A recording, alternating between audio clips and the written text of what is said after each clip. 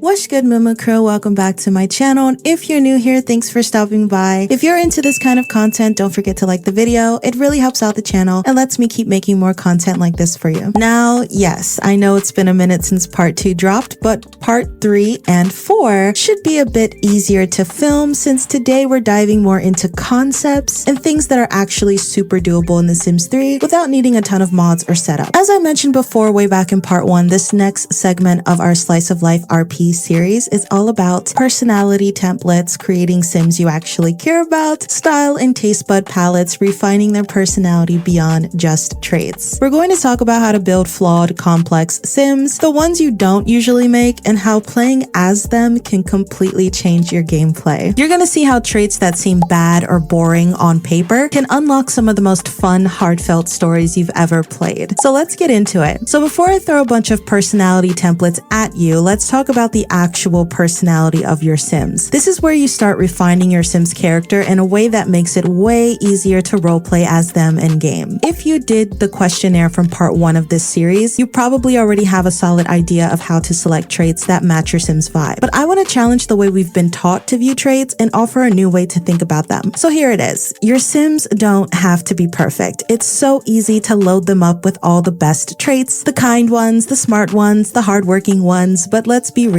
that gets boring fast. No one in real life is like that. Everyone has flaws, and it's okay, even essential, to give your Sims some bad or unconventional traits every now and then. Also, traits are not required to complete anything major in the game. They're just buffs and interaction layers, not necessities. You don't even need to pick one trait from each category. You can grab 5 traits from any category you want, as long as they don't directly contradict each other, and skip whole sections if they don't matter to your concept. For example, skip the physical category if you want, specifically the athletic trait. Any Sim can go to the gym and build athletic skill. That's not locked behind genetics. Once you understand that, trait selection becomes a wide open creative process instead of some checklists you're trying to balance out. When you start mixing and matching traits in new, weird ways, you get some truly wild and beautiful gameplay, like a rebellious Sim randomly streaking through the park at midnight, an angler talking about fish to a car enthusiast and neither one understanding each other, a Sim with commitment issues cheating at the bar while their spouse is at home. These things happen on their own, and sometimes as players, we forget to just zoom in and watch. Let the Sims act, let them make mistakes, let them be chaotic and messy. I am a self-declared Sim control freak, but I'll be honest, there's nothing more freeing than just watching your Sims be themselves and only stepping in when it makes sense for them, not you. That's what makes these personality templates so exciting. They challenge you to play a little differently. I want you to try assigning one to every Sim in your household and only roleplay as them. That means no third-party God mode interference, no forcing interactions they wouldn't do, no eating foods they wouldn't like, no befriending Sims they wouldn't vibe with, no morning or night routines that feel off character. And if you do want your Sim to act out of character, then you need to build a believable scenario that actually convinces them to do it. For example, you, the player, want your Sim to have a baby, but do they want a baby? Maybe not. Maybe they have a close friend who's pregnant, that friend throws a baby shower. During the party, they have a deep heart-to-heart conversation, and something about that moment shifts your Sim's mindset. Now, they might be open to the idea of starting a family. Or another example, your non-committal Sim cheats, gets caught, and their spouse divorces them. You, the player, want them to stop being like this, but do they want to change? Maybe the divorce pushes them to try therapy, and after a few sessions, they begin working through their issues and slowly start to earn back their ex's trust. These are just a few ideas, but I know y'all can come up with some stuff that's even more unique, more emotional, more messy, more beautiful. And once you get inside your Sims' heads, like really see things from their perspective, the stories practically write themselves. You don't need to be a writer to do this. You just need to listen to the Sim and play from there. There are so many templates here, and I encourage you all to make your own and share them with the community. I know there are so many more I haven't sat down and thought of yet, and I'd love to try out any of your ideas too, but for now, let's jump in. Just keep in mind, if you already developed a backstory for your Sim, pick a template that fits that story the best. The troubled addict. Traits: absent-minded, neurotic, hot-headed, slob, insane. Yes, we're starting off with darker themes. This Sim is often distracted and forgetful, reflecting the mental fog of a serious addiction. They may experience anxiety and tension, highlighting their internal struggles. Their Their short temper reflects emotional volatility, while being a slob shows a lapse in self-care. The insane trait paints a disconnect from reality, representing the weight of their condition. Of course, we're working within the limitations of The Sims 3. This isn't a one-to-one representation of real people who struggle with addiction, but it's an attempt to portray the emotional depth and consequences that come with it. And honestly, I wouldn't have even thought of creating a sim like this if it weren't for Moon. Meet Moon. Oh boy, where do I even start? Moon is an OC I created for my Cyberpunk series, which I always end up returning to because I love these characters so much. He's half Korean, half Japanese, and hails from an ancient werewolf tribe in 𝐈𝖙𝐻𝐻, one of my favorite worlds. At first, I didn't even plan his backstory too deeply. I just wanted someone to represent 𝐈𝖙𝐻𝐻, and Moon came to life naturally. Now, I could have made him a neat, polished, safe sim, but in Create a Sim, he was giving bad boy energy from the jump. So I took a risk. I gave him traits I usually avoid, and in doing that, I realized just how powerful intentional trait selection could be. And let me tell you, Moon always surprises me. It doesn't even matter what traits I give him anymore. As long as they stay true to who he is, Moon comes to life. I could switch out insane for rebellious, absent-minded for neurotic, and he would still act like himself. His personality is etched into the game now. Moon's greatest hits. He streaked naked at a popular bar, forgot to redress, and ended up dancing on the counters. He got into a messy situationship with his college rival, then broke his heart, slept with that same rival's girlfriend in a bathroom stall at the mall. Immediately after texting the rival to break things off, I didn't even know Moon was bi. One time I left my PC while playtesting their apartment and came back to see that Moon had fought everyone in the house. Literally the whole cast had lost fight moodlets and were sulking like they were in a group therapy session, and Moon was in the corner playing Pip's PS4 with a victorious moodlet like nothing happened. He dominated the household on day one. Yes, this man is a menace. As a teen, he never got an A, not once. I could sit him down to do homework, step away for 5 minutes, and he'd be at the park picking fights with strangers. I signed him up for homework club. He'd walk into the rabbit hole and come out with 0% homework done. It's like he broke the EA coding and decided to live his own truth. Moon is alive and you cannot tell him otherwise. A few years ago, I would have killed off this kind of sim. He would have been my villain, the one I hated to control, but he was in my active household, which means I had to care for him. I had to understand him. I had to try and give him a good life, despite how many terrible decisions he makes. I gave him these traits. He's just doing the best he can. And that right there is what broke my rigid approach to trait selection in The Sims 3. Moon taught me how to breathe life into a sim. He fought me on every decision because that's just who he is. And I, as his god, had to stop forcing things and start guiding him in ways he could actually choose. And in doing that, I fell in love with The Sims 3 all over again. The struggling alcoholic, traits absent-minded loner, hot-headed slub, party animal. Another variation of the addict template, this time tailored to reflect a sim who may naturally be drawn to drink in game. They party to forget, not to celebrate. Let the red solo cups and inner demons clash. The toxic personality, mean-spirited snob, inappropriate, hot-headed evil. The Reddit troll in sim form. Now you get to play them and try to guide them toward a path of healing or at least functioning. Good luck, therapist. The gambling problem personality, daredevil, loser, mooch, neurotic, excitable. Break out the casino store content. This sim lives on edge and bets it all, including your patience. The party's too hard personality, party animal, daredevil, heavy sleeper, inappropriate, charismatic. Imagine turning this sim into a stay-at-home suburban parent. Spoiler, they will throw keggers during PTA meetings. Anger issues personality, hot-headed, mean-spirited, excitable, rebellious, loner. They yell when the microwave beeps too loud. Tread carefully. The too shy personality, shy, loner, absent-minded, artistic, genius. Even going to work is an emotional mountain for them. Give them grace and maybe a good book. The sex addict personality, flirty, irresistible, adventurous, rebellious, charismatic. Try not to repopulate the entire town in one generation. The cheater personality, flirty, irresistible, rebellious, charismatic, commitment issues. Add a traumatic backstory and you're one therapy session away from a drama series. The airhead personality, absent-minded, genius, childish, friendly, social butterfly, sweet, scattered, secretly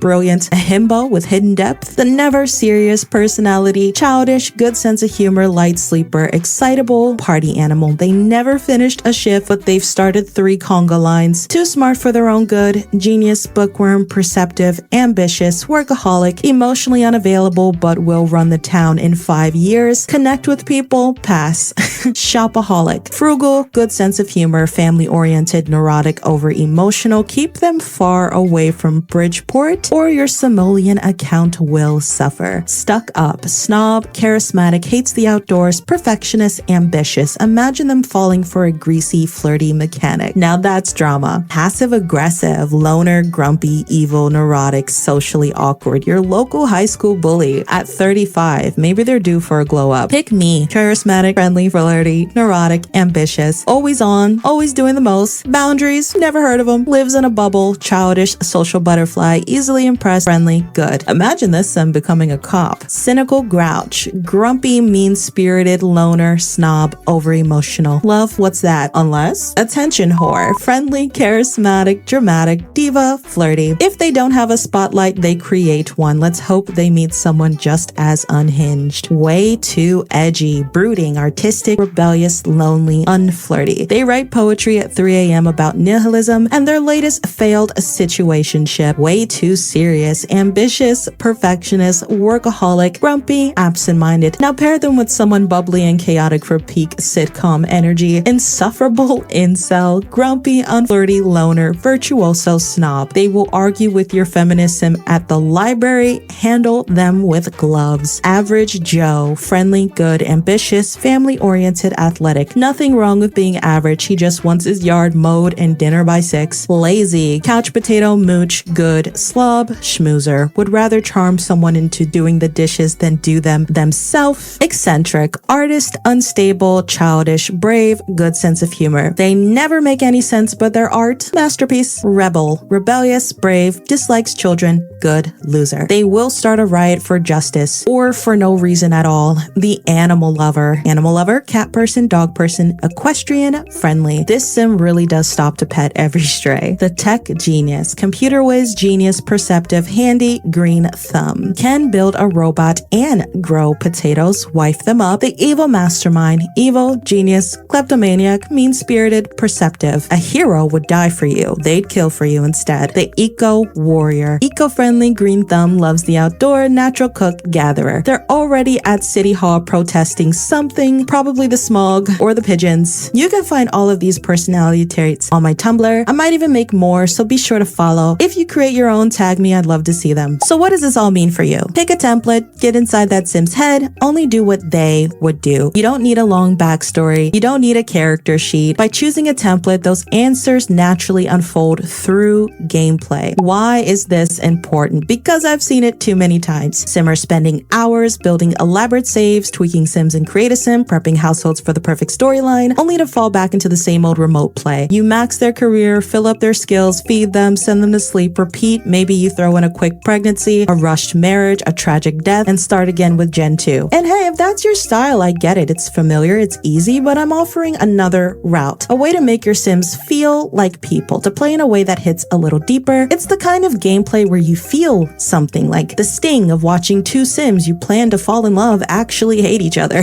Moments like that remind you sims are smarter than we give them credit for. We call it chaotic, but maybe it's not chaos. Maybe it's just the first time we stopped forcing them to behave and started listening to who they are. If you want a more balanced experience, try turning off autonomy only for your selected sim. Let the rest of the world run wild, high free will, no looking back. So now I bet you're wondering where's part 4 and why was it included at all? That's because part 4 covers the one area most simmers already kind of have down: style and not so much taste palettes. This section's just a light brush over to add some depth. A lot of it shows in game, but the rest is more for you, the player, to keep in mind as you build out your sim's world. Style. This one is the most fun parts of bringing your sim to life. I've talked about this on my channel before, probably a while ago, but I love giving everyone in my active household 7 everyday outfits, 1 for each day of the week. I also give them at least 3 options for athletic, sleep, and formal wear. I like to roleplay my sims actually getting dressed in the morning, so it's like you're creating a personal lookbook for each of them. Here's how I do it. If you don't know, both the NROS Dresser mod and Annie's Into the Future Stands mod let you add more than 3 outfits per category, but heads up, they are not compatible with each other. If you install both, they'll keep fighting to take control of the outfit slots and reset them. Annie's Into the Future mod removes the ability to plan outfits from a dresser and encourages your sim to shop for new looks instead. This ties back into my function functional shops guide. See,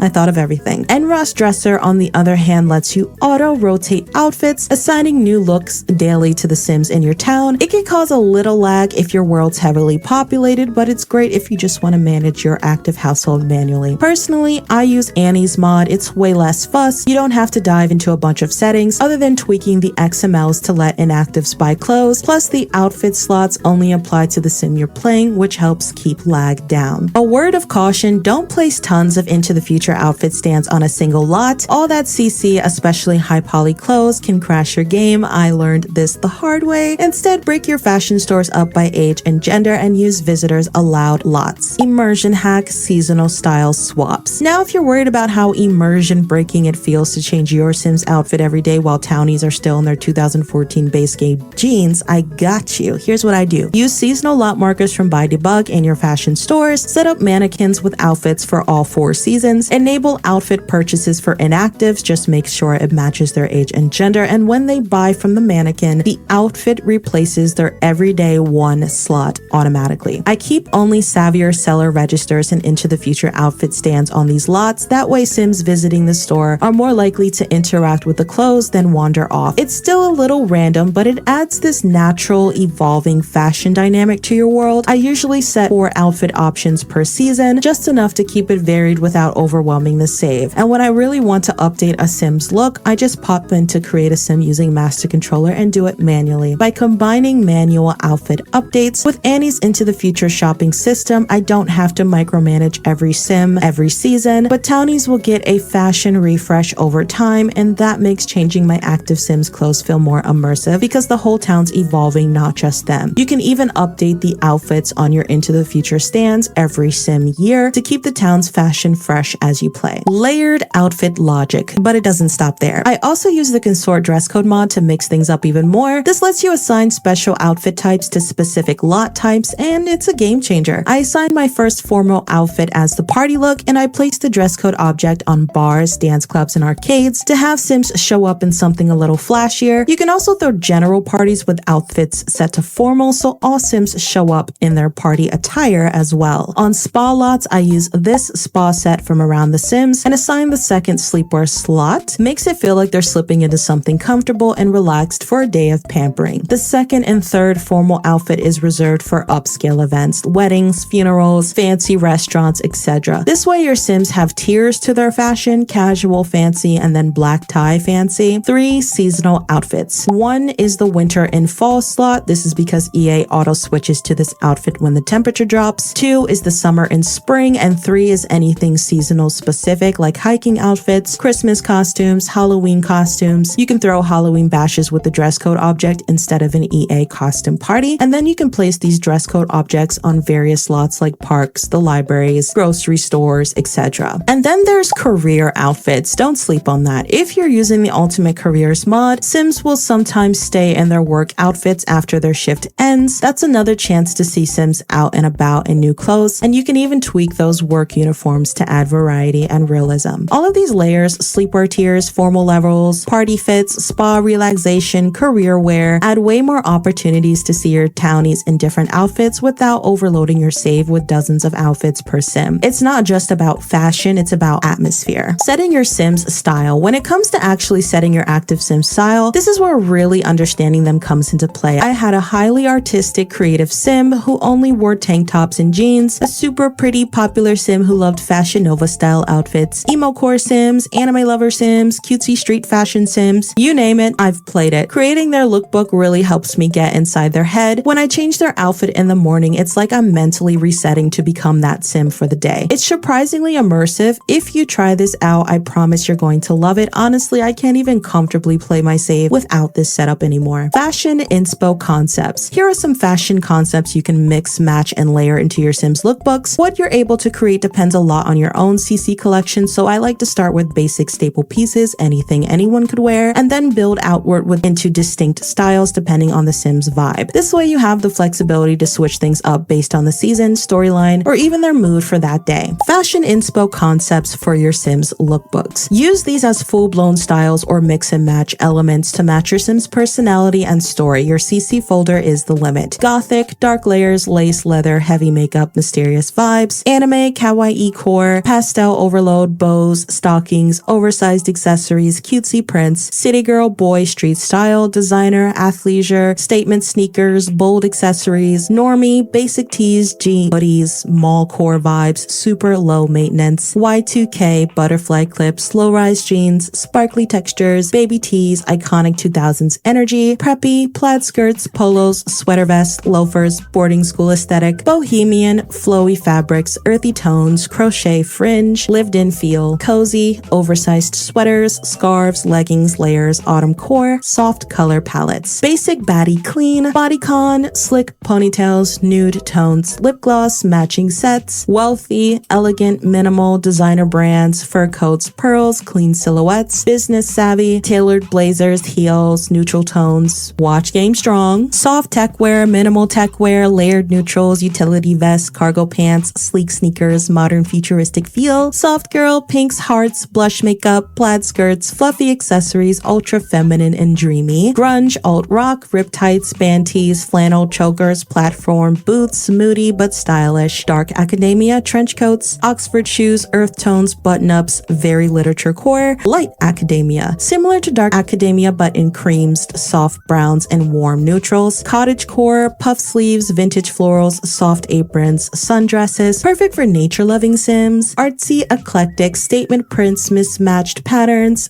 handmade jewelry, painter vibes, kid core, rainbow brights, cartoon graphics, 90s nostalgia, colorful accessories, beach core, coastal grandma, flowy linens, sun hats, soft knits, sandals, ocean-inspired colors, roller retro, 70s aesthetic, bell bottoms, colorful sunglasses, halter tops, vintage glam, fairy core, gossamer fabrics, wings, glitter, earthy, magic girl energy, e-girl, e-boy, dyed hair, striped long sleeves under tees, dramatic makeup, anime influence, ballet core, wrap sweaters, leg warmers, delicate skirts, very dainty and graceful, high fashion, runwear ready, avant-garde, bold silhouettes, monochrome fits, statement accessories, Scandinavian minimalist, sleek lines, neutral tones, clean cuts, practical elegance, librarian chic, cardigans, thick glasses, sensible shoes, layered skirts, soft intellectual vibes, vampire glam, crushed velvet, high collars, long coats, dramatic makeup, immortally stylish, indie sleeves, 2010s Tumblr, mesh leather, oversized plaid, raccoon makeup, do-it-yourself chaos, pastel goth, creepy cute hybrid, dark silhouettes with soft colors, and spooky accessories. You can use any of these concepts as your inspo and add your own to it. Just remember to have fun and think like your sim. What would they wear throughout the week? Taste palettes, aka your sim's diet matters. We only get one favorite food slot in game, but what if that's just the beginning? When you pair your sim's personality with my realistic food overhaul guide, their diets can become a living part of their story. I've been playing with the system for years, and trust me, it's one of the most fulfilling, immersive parts of my gameplay. Start with a general taste profile. You don't have to plan out every meal, just know what your sim gravitates toward. For example, Sim A loves salty, beefy foods, lots of gravy and comfort meals, hates sweets. Sim B is,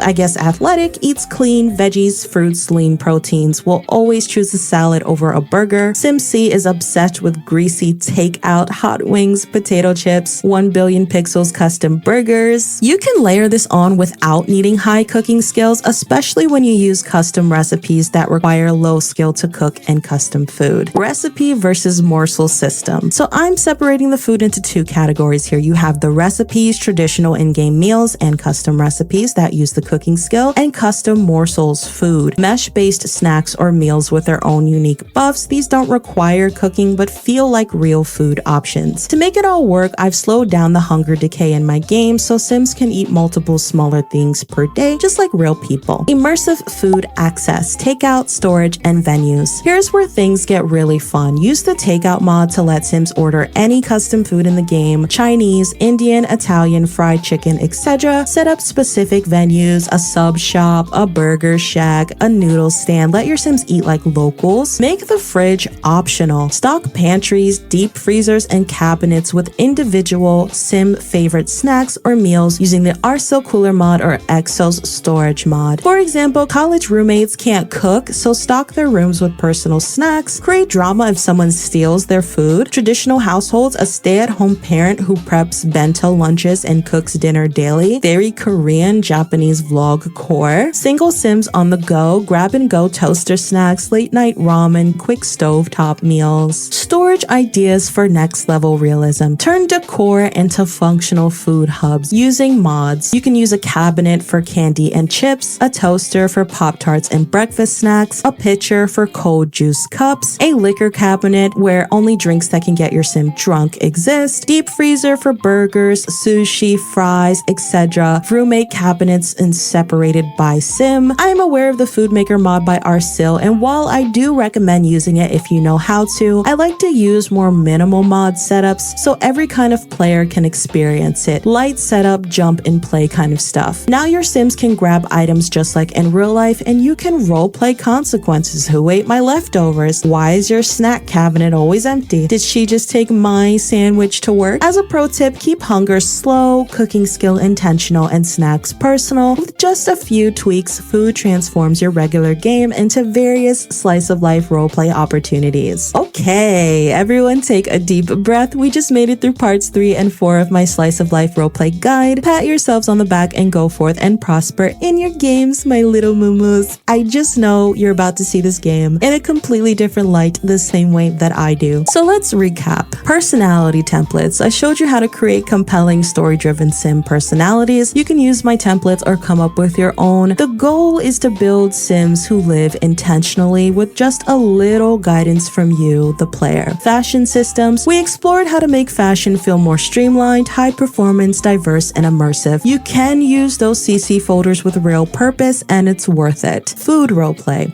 I walked you through how expansive and nostalgic food play can be, from daily meals to full-blown culinary roleplay. Whether your sim eats McDonald's or preps aesthetic bento lunches, food becomes a part of the story. I wouldn't call it a mountain, but it was definitely a climb, and I hope that moving forward, you take even one thing from this and never look at your sims the same way again. Thank you all so much for joining me in today's video. Your love and support has been everything. I see your comments, I read your stories, and I just feel so grateful to have this little community. I'll see you in the next one. Until then, happy simming.